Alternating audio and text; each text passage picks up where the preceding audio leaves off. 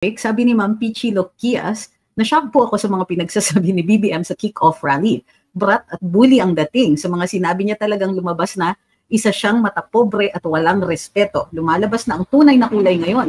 Noong tumatakbo sa pagkapresidente, akala mo mabait na tupa. Ngayon, isang horned person na pala.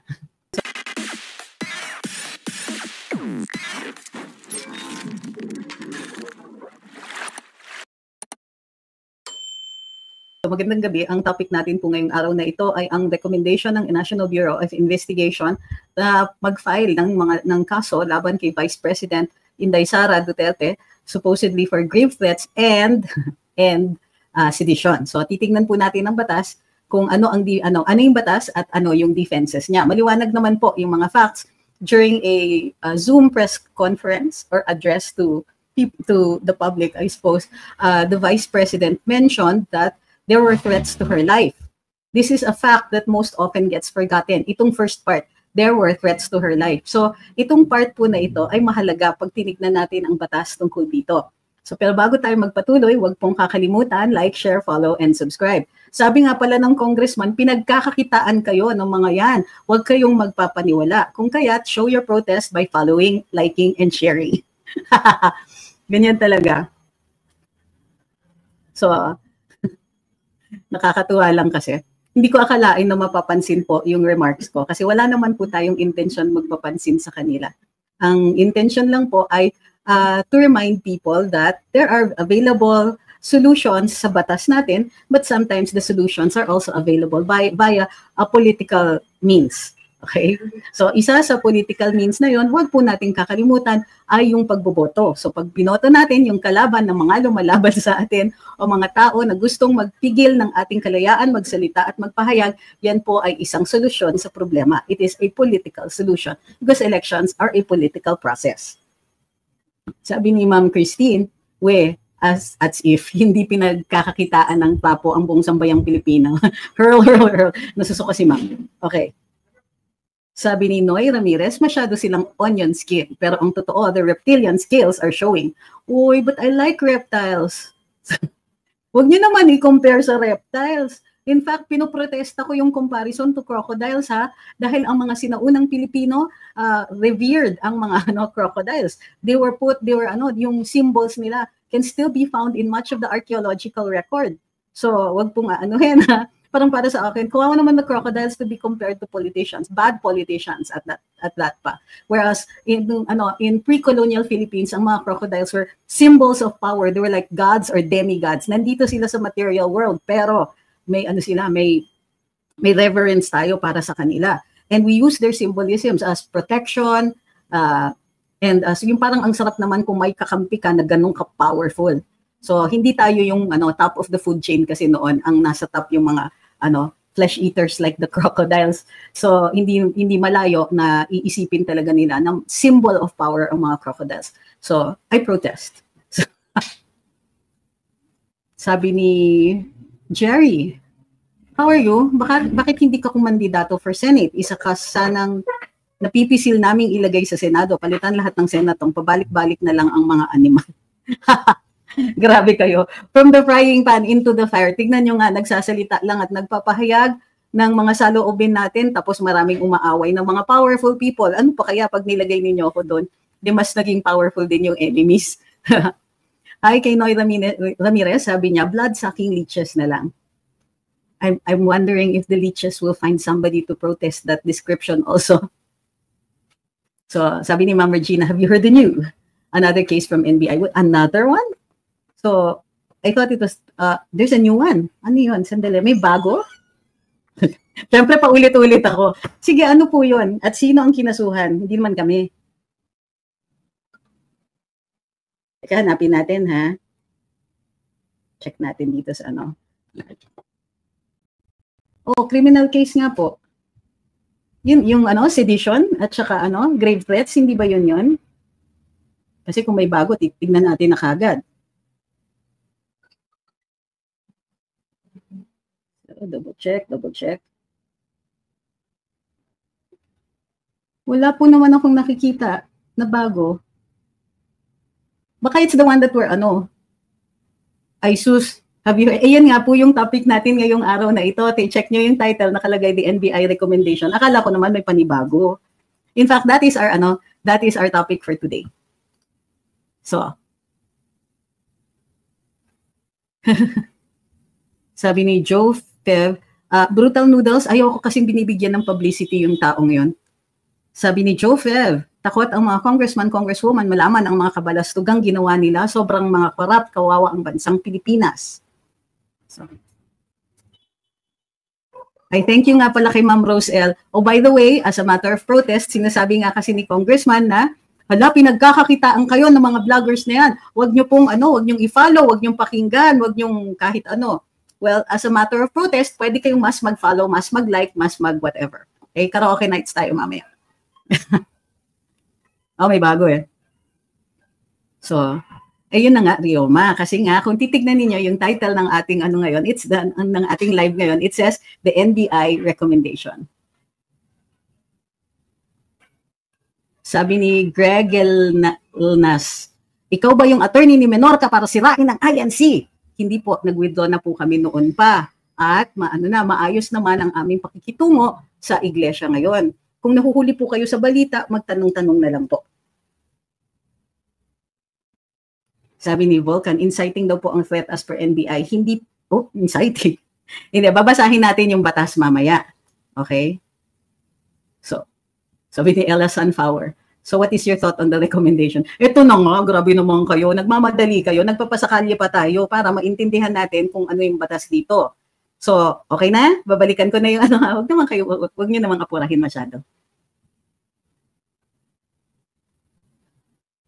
Hindi cover up yon, sabi ni Israel. Dami nila attempt to cover up the vice cam. Hindi po cover up yon. It's actually to stop the vice cam, to stop stalking, to stop the questioning. Parang hino-hostage nila si VP. Sige kayo, hindi namin titigilan ang Vice President. Ang dami impeachment, may criminal cases, maghahanap pa sila ng mga panibagong criminal cases and so on. It's not to stop to cover up, it's to stop it. Parang inaano nila si Inday ang hostage. Titirahin namin to ng titirahin. Pati si dating Pangulo, titirahin namin ng titirahin yan. We'll find as many cases as possible. It's not a cover-up. It's not a distraction because distractions will not work in the age of the internet. Diba? Ang dali lang mag-search eh. So even if sabihin nila na ay nakalimutan na yung ganyan, just one person saying nakalimutan na yung ganyan, ito na, mag-google na yung mga tao. So it doesn't work anymore. Yung mga distraction yan, it doesn't work, but they're trying to stop it by using the Vice President as their hostage. Okay. So, during the Zoom press conference, VP Inday informed the public that there were threats to her life. In fact, she mentioned it as yung parang bakit gano'n? May threat nga sa kanya, hindi siya ininda. So when she was asked about it, ang sabi niya not to worry that in case something happens to her, then she had contacted some people to alam niya na. Ang hirap kasi ngayon dahil ang daming nakabantay who want to report the sites here. So anyway, so we all know the facts na, yung what she said and so on. So next, tingnan natin, share screen. Double check lang natin po yung ating ayan, legal resource. Right. Umpisahan natin sa sedition.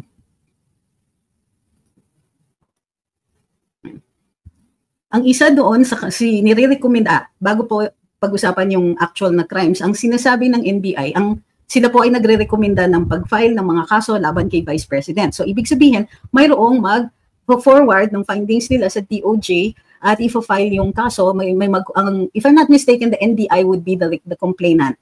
And yung findings nila ipipresenta sa piskalya, may pagkakataong sumagot si VP Inday para sabihin na there is not sufficient probable cause to go to trial. Furthermore, posible rin na ang sabihin nila is there's no reasonable certainty of conviction.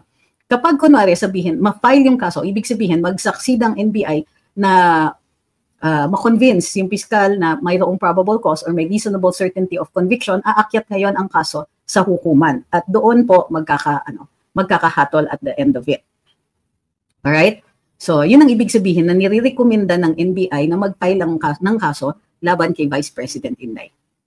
Matapos ang kanilang pag-iimbestiga, i-forward nila ito, yung division, kundi po ang nagkakamali cybercrimes ang nag-investigate, ifo-forward yan sa kanilang legal, yung legal mag-file ng kaso sa prosecutor's office, tapos may pagkakataon doon, sumagot si VP Inday.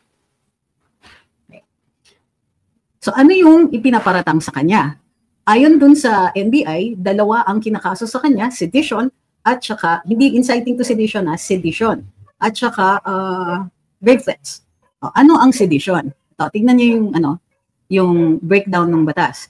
The crime of sedition is committed by persons who rise publicly and tumultuously in order to attain by force or intimidation or by other means outside of legal methods any of the following objects. So, ano yung intention?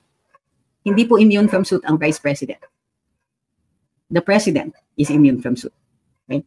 So, prevent the promulgation or execution of any law or the holding of any popular election. Parang hindi yan kasama dito sa case na to. Okay, next. Ano yung intention niya? Committed by persons who rise publicly and tumultuously in order to attain by force, intimidation, or other means outside of legal methods any of the following objects. So, ano yung objectives? Prevent the promulgation or execution of any law or the holding of a popular election. Hindi kasama. Hindi yun, hindi siya relevant. Next. Prevent the national government or any provincial or municipal government or any public officer from freely exercising its or his functions. Parang hindi. Wala naman siyang piniprevent. Or prevent the execution of any administrative order. Wala naman ganon. Next. To inflict any act of hate or revenge upon the person or property of any public officer or employee. Parang dito. Tignan natin yung iba. To commit for any political or social end any act of hate or revenge against private persons or any social class. Parang hindi. Public kasi si Presidente at saka ang kanyang pamilya, pero pwedeng din sa pamilya. 'Di ba? Against private persons. So the First Lady might be considered a private person. So to despoil for any political or social end any person, municipality or province or the national government or the government of the United States of all its property or any part thereof. Wala namang property dito na involved. Okay, so it's number 3. Ibig sabihin, the crime of sedition, in her case, is committed by a person who rises publicly and tumultuously in order to attain by force, intimidation, other means, to inflict any act of hate or revenge upon the person or property of any public officer or employee. But wait! Posible nga yun, act of hate or revenge, di ba? Revenge upon the person or property of a public officer, the President, the Speaker of the House. So number 4, act of hate or revenge ulit against private person. Pero, for political or social end. Ano yung political or social end dito sa private person na to? Malabo, Next, hindi ba dun sa umpisa nakalagay? Committed by persons who rise publicly and tumultuously. Usually yan parang riot. Nandun ka sa isang crowd, nagrarally kayo, tapos yun ang gagawin mo. You will try to, during this, uprising, when you rise publicly and tumultuously in order to attain by force, intimidation, or other means outside of legal methods, to inflict any act of hate or revenge upon the person or property of a public officer. Malabo yun sa private kasi dapat for political or social ends. So, kulang. Meaning, sa criminal law kasi, kailangan lahat ng mga elemento ay kasama, mapapatunayan na commit yun. So, ang problema dito sa sinasabi nila is persons who rise publicly and tumultuously in order to attain by force. Nasaan yung force? By intimidation. Kung nag-iisa si VP, hindi kakayanin ng intimidation. Outside of legal methods. Okay, pwede. Pero, nasan yung rise publicly and tumultuously? Oy, nasan na? Tama. At si Ma'am Elnet sabi, paano magiging revenge kung di pa nangyayari ang act na i-need i-revenge? Correct. Diba? Very good. Ang gagaling niya na.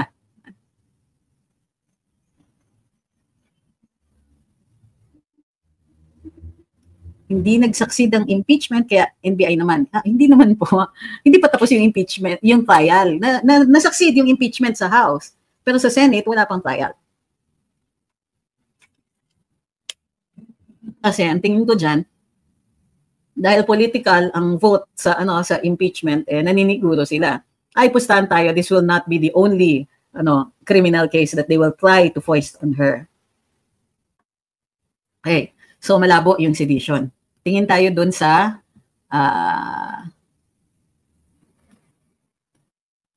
grave threats. Oops, hindi ko nalagay. Sandali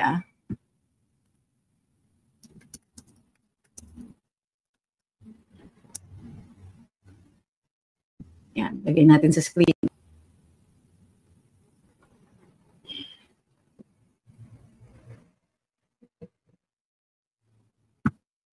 Yan. Oops. Move.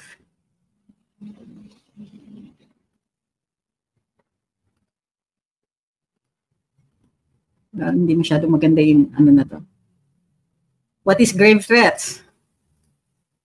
Yan. Grave threats occurs when a person without lawful reason threatens another individual with the commission of a crime that may cause serious bodily harm or injury. Serious harm or injury. This includes threats to unalive or seriously injure someone, threats of physical violence or harm, threats to damage property of considerable value. There's an intent to threaten, there is an unlawful purpose, and there is no lawful reason. Okay. Tingnan natin. May intent to threaten? Hindi natin sure kasi kailangan may mangyari pa bago ma-threaten. So, but sabihin na natin meron. Unlawful purpose, tama. Kasi pag yung act of hate or revenge is unaliving, oo, illegal yon. Now, this last part, it says no lawful reason. Ang sabi, the threat must have legal justification. If the person issuing the threat has no legal grounds for doing so, it will be treated as a criminal offense. Now, what if, ayun right, nasa na yan? What if the reason she is threatening is because she herself has been threatened? What if the reason that she is threatening is an act of self-defense? Pwede, meron na siyang lawful reason. To protect herself, she must threaten. If you do this, this is what happens. And remember when we started to enumerate the facts, we said there is, or she had disclosed a threat to her life. And so that is her response to that threat, meaning she is defending herself and issuing a threat of her own. But that negates now malice. Bakit? Sinasabi ko yung malice. Sa Pilipinas, ang lahat ng krimen, kailangan may batas that says bawal yon.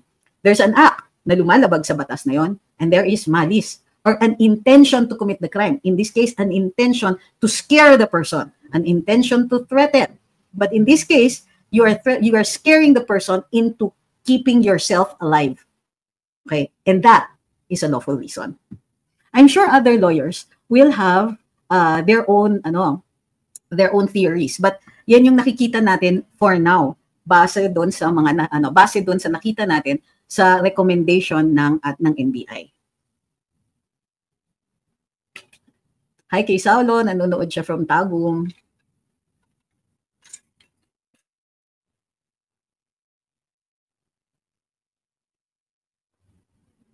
Sabi ni Talampunay, palagay ko, hindi na mga ahensya ang nagko-complain niyan, malamang may nasa likod niyan, kung hindi sa dalawa ni Marcos Jr. at Romualdez, kung hindi Lisa Araneta, iyan ang mga mastermind dyan. Pwede. Sabi ni Ernest John Fulia, out of topic, for EDSA 1, so they forcefully unseat and publicly throw out the government. Since there is no complainant, is EDSA 1 technically sedition? Ganito po kasi yon. When you're, in fact, not sedition, but a revolution, a rebellion. But if you're the winning party, you can exonerate yourself, di ba?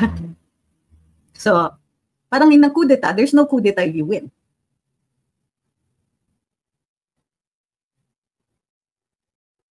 Sabi ni Lia na mga matatalino, sutil at tamang tao na follow namin. Thanks for your patience sa pag-educate sa amin. No, actually kayo yung mapasensya sa amin. Kasi tingnan nyo na nga, ang dami nang nagagalit sa amin. But it's not, we have no intention of making them angry, nor do we intend any disrespect.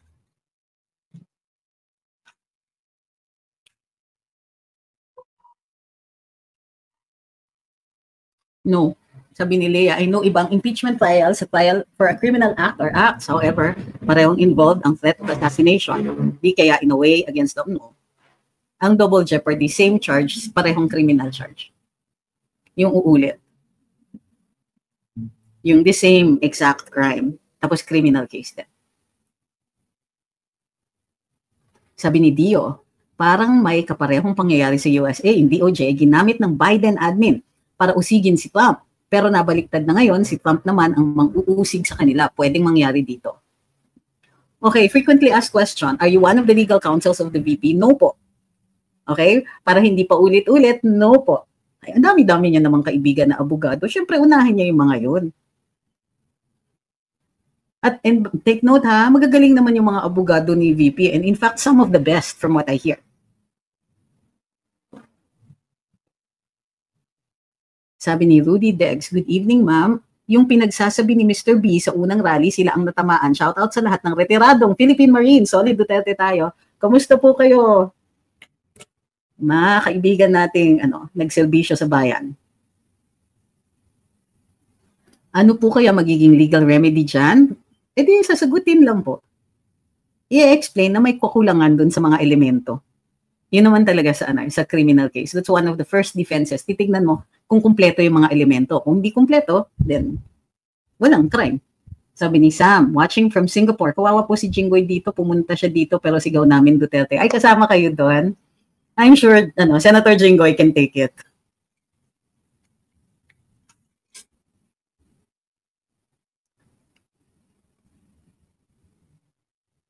Kung magkakaroon ng revolutionary government, pwede ba agad ipakulong ang Quadcom? I wouldn't know.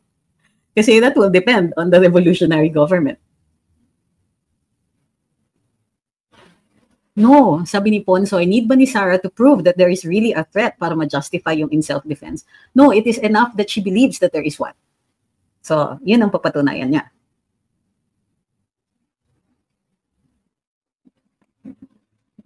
Sabi ni Oseng, it was not the idea conduct expected of a VP, but given surrounding circumstances at the time, natural law would suffice when on survival mode. It's not the usual course of business. Yep. Ganito yan eh. When you are afraid for somebody, one member of your family, a friend, even sometimes strangers, you want to defend them, di ba? And sometimes, in the heat of the situation, merong tinatawag na passion and obfuscation. Dahil sa tindi ng takot o sa tindi ng ng pangamba mo, then meron kang nagawa. That is actually a mitigating circumstance. Bababa yung penalty. Bababa din yung posibleng bumaba din yung crime.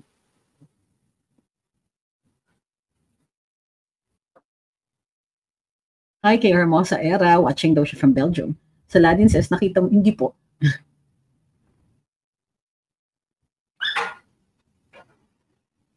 Sabi ni Masa Belao Aranon, out of 100%, 0.01 nagagalit sa inyo. Uy, ganun kadami. Grabe. Nag-worry tuloy ako kasi actually may ilan-ilan. Parang wala pang 10 yung nabilang ko, pero okay. Nadami pala. Mayong gabi.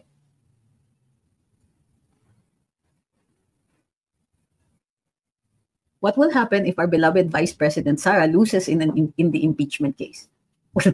What do you think will happen? Bihira kasi talaga yung nakakaakyat sa Korte Suprema, lalong-lalo na kung wala namang grave abuse of discretion, hindi ma-reverse ng Supreme Court ang decision ng impeachment trial sa impeachment court. So, she will be removed from her position, possibly disqualified.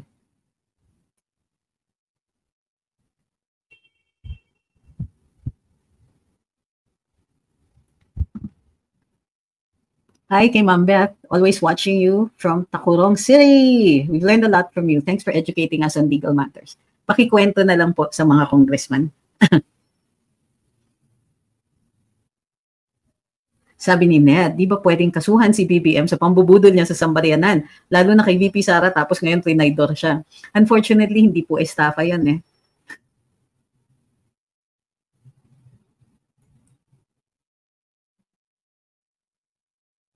Sabi ni Jepoy, may bago pong nalaman si future Senator Vic Rodriguez na wala daw signature ang enrolled bill ng Budget 2025 sa archives. Ako, marami silang ilalabas nitong diversionary laban kay VP. Hi! Well, kung walang pirma yan, it is the burden of Congress to prove that there is a signed copy somewhere. Mayroon daw. May nahuli daw na kamag-anak si Lisa, sabi ni Madam Maharlika. Yes, in fact, napin natin yung picture ha. Hindi ko mahanap. Pero yes, but I haven't seen what the charge is. Alam niyo po ba kung ano yung charge sa kanya? Meron na kasi nga doon na may mugshots na. Sabi ni Sir Arnel, channel, something is wrong somewhere. Sabi ni Enrico Asherto, Huawei, di ba product ng China yon? Okay, so Ang Apple din po, product ng China. Hindi nyo ba alam? Doon ginagawa sa China ang Apple products. Hindi po ako nawawala. I'm right here. Okay. Next. Swindling ata, sabi ni Ma'am Anneli. Coast Guard ang bodyguards na according sa video ni, hindi ko po kilala yung kabibig. Bakit PCG po ang security personnel nung nahuling kamag-anak ni FL? I really don't know kasi officially pwede, as far as I know sa uniformed services pwede, but you have to make special arrangements. Pero ang PNP, sila po yung may group, PSPG, tama ba yan? PSPG, na who can be put on security detail. So hindi ko po alam paano siya nagkaroon ng Coast Guard na security. Sabi, do you think there's still a chance for the Philippine economy to progress in 2025? Oh, we have a lot of work to do for that. Well, first of all, we have to stop raiding the government coffers, diba? We have to start spending on actual services to the people. For instance, housing. Diba? We need to help solve the housing crisis for the poor in this country. Otherwise, we would be spending a lot on healthcare and so on. Diba?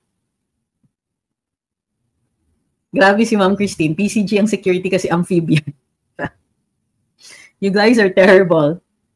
Sabi ni Melodious, yes, Apple products parts ginagawa sa China. Boss ko, isa sa mga may-ari. Wow. O, diba? Running for gov daw yung nahuli. Yes, I understand that. That's what happened. So, ano yun? Swindling? O, sa estafa nga. Naku, kung syndicated yan, wala siyang bail. Sabi ni Ma'am Nem, anyari sa 100 million housing projects per year ni BBM. Trip-trip lang pala. Uy, grabe kayo. I'm sure hindi trip-trip yon, but I think that his reach has exceeded his grasp or the other way around. Sabi ni Lou, need na talaga natin ng change ang government system kasi pang blackmail yung budget sa distrito. I think that what we need to change are the people. Really, kasi they don't put in the necessary restrictions dahil sila nga ang nagbe-benefit. What happened is the 1987 Constitution. Kasi it was intended to be a parliamentary system. Kaya ang lakas-lakas po ng Congress natin. So, guys, I hate this. I hate it talaga when people say, so Dedma sa query ko, well, good night, now I know. Parang, how am I supposed to read all your comments? Pakisabi nga. Seriously, why are you even here? Parang, yung hindi lang nabasa yung comments sa din ay, alam ko na kung anong klaseng tao ka. Ganon, sobrang madrama. I swear, if I had seen the comments, pwede ko naman basahin lahat. Pero, I don't like being blackmailed into reading your comments. Parang, sige, alis na ako dito. Di na ako mag-aano. Diba? Sorry na lang. Kilala na kita ngayon, di ka nagbabasa ng comments, my God.